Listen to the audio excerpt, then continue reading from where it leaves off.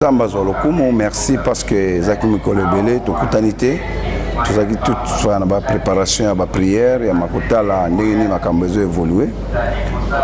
Pour la correction, moi je suis pas prophète, Ngaza prophète, c'est Ngaza apôtre. Je suis apôtre du ministère. Donc Dieu m'a appelé en tant qu'apôtre, mais Nzambe, il y a des fois utilisé Kangai, Makasi. Ma parole de connaissance. L'Éternel m'a donné beaucoup de paroles de connaissance. Tout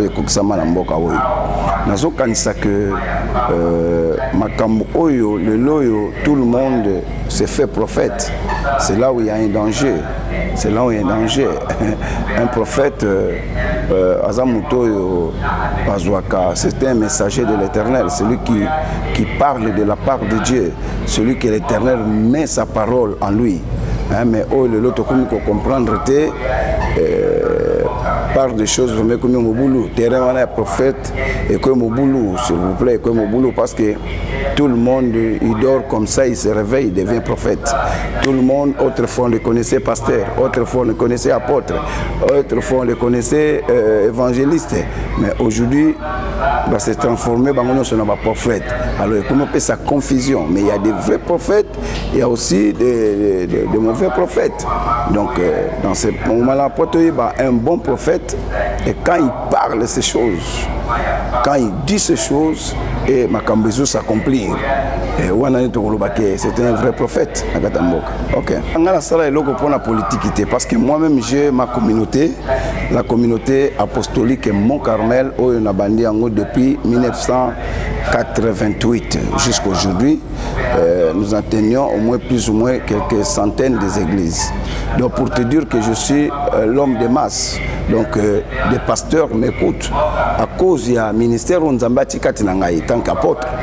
Dieu m'a donné une parole moko ya malamu on a koyeko benda batuloko langai lelo ba poussa na pembe na ngai o pe bana na nga bazali ebele o ngamo na gagné na formé ba comme lelo ba serviteur de Dieu. Donc amdip eza vision na ngai.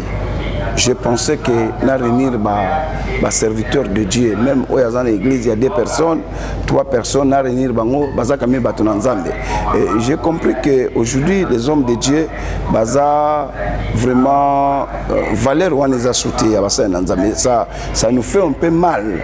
Alors nazaka déjà na 100 wana na katinanga, 100 wana ya ko regrouper ba hommes de Dieu, 100 wana ya ko encadrer, pe ya ko pesa quelque chose on nga nazala ngo pe pa na ba hommes de Dieu pour pousser n'est pas dans Nzambe pour la série parce qu'à me dit les associations des hommes de Dieu intègrent pour la patrie donc pour na mukini pour na mboka pour na écolo donc faut ba homme de Dieu au bazan la carte à me dit tout ça na ba principe on appelle ça qui na me dit il faut un homme de Dieu à la marié na 2 femmes par exemple il faut un homme de Dieu à une certaine éthique parce qu'aujourd'hui il n'y a pas l'éthique il n'y a pas l'éthique homme de Dieu Azoswana, Nabalabala, Kobunda, Kolialia, désordre et toutes ces choses là et nous avons compris qu'au lieu de continuer à insulter au lieu de continuer à dire n'importe quoi sur les hommes de Dieu tout ça ici on a cadre moko pour na couper ça par une certaine orientation comment est-ce qu'un homme de Dieu peut être comment est-ce qu'un homme de Dieu peut vivre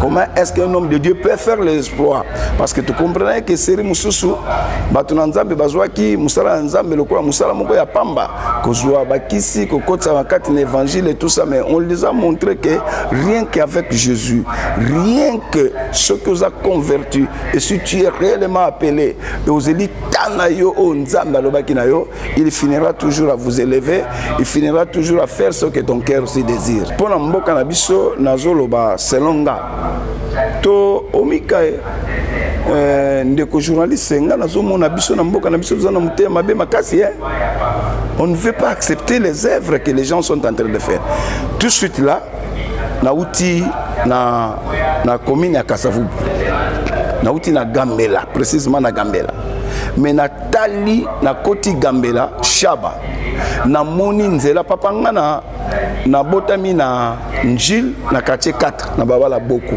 na Njil mais na koli na âge ya 6 ans papa na ngayaki na ngana Kasavubu na Farage 84 na tikali komona mokonzi moko te ya mboka oyo alekanaka achata banzela wana achangwata terre jaune pamba achangwata lelo achango ba prince na tikali komona ngote. Mais j'ai vécu na monyango na travers ya pouvoir oyo ya président Tshisekedi na bakonzi ya mboka oyo bazali kosala lelo Gentili Ngobila. Papa faut lo bakamaka mususu to lo bango na sonité to lo bango na sonité mon frère faut lo bango tant que des Congolais né ici na kati ya capitale né na Congo ba biloko ebele bakonzi baleki. Oui, papa Mobutu a fait son temps. A sali pe na tango na ye 1 plus 4 pe yaki pe na tango nango. Papa Joseph Kabila pa sali na tango nango. Mais papa Tshisekedi na moi 4 ans et demi oyo batikeli ye. Oyo ba pesiye.